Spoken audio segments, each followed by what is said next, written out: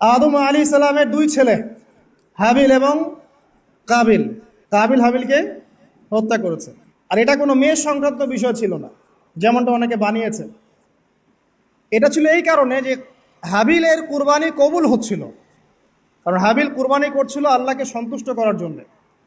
আর কাবিলের কুরবানি কবুল হচ্ছিল না। তখন কবুল হওয়ার নিদর্শন ছিল যে ওই জবাই করা পশুটাকে আসমান থেকে কোনো আগুন এসে খেয়ে ফেলতো।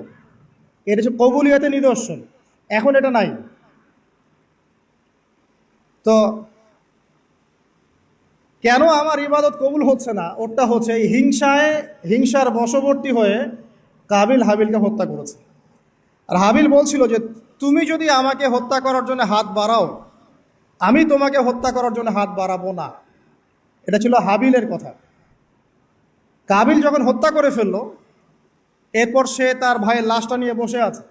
লাশ কিভাবে দাফন করতে হয় এটা তার জানা নাই।